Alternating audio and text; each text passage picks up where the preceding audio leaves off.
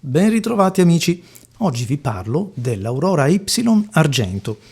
Ho avuto l'occasione di averla fra le mani perché due cari amici dell'associazione Amici per la Penna l'hanno recentemente acquistata e per me è stato un po' anche un tuffo nel passato, quindi nei ricordi, perché questa...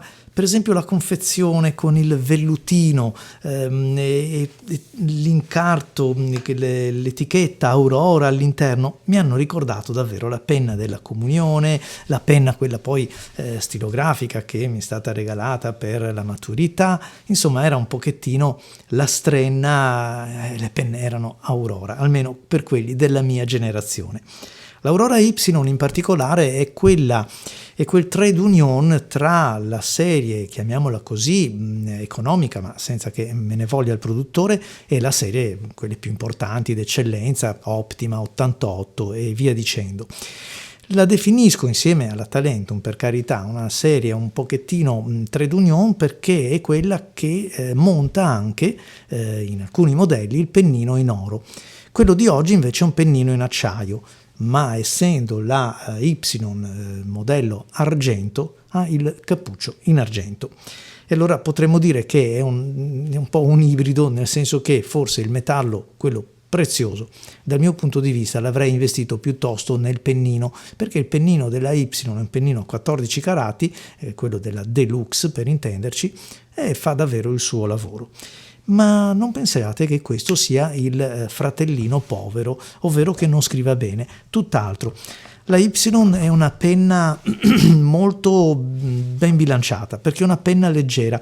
E anche questo fatto di avere fra le mani un esemplare invece col cappuccio in metallo, per esempio, me la squilibria, me la destabilizza un pochettino, perché non è particolarmente pesante, però è anche vero che la Y ha dalla sua, e gliel'ho sempre riconosciuto, un equilibrio, una dimensione compatta, una impugnatura abbastanza sottile e affusolata, un pennino che forse ma dico appena sottodimensionato al rapporto della lunghezza del fusto, ma è solo una questione visiva, perché poi scrive bene. È una penna che si carica con la cartuccia o col converter, mettete dentro l'inchiostro e si scrive senza stancarsi, non è una penna affaticante. Insomma, da questo punto di vista è promossa sotto quasi tutti i punti di vista, sotto tutti gli aspetti.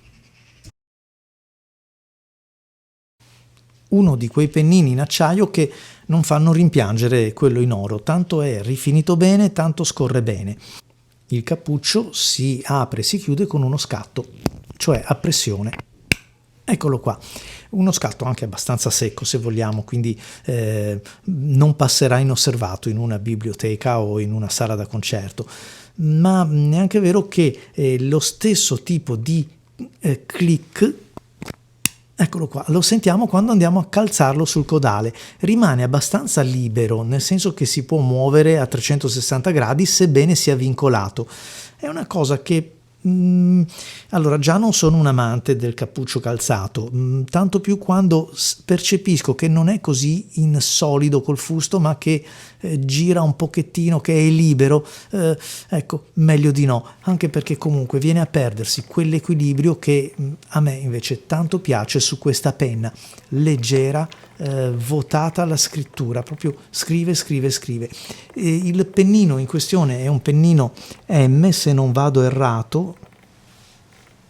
Sì, infatti è proprio un M, ma ho avuto anche un fine con il quale mi sono trovato davvero molto bene.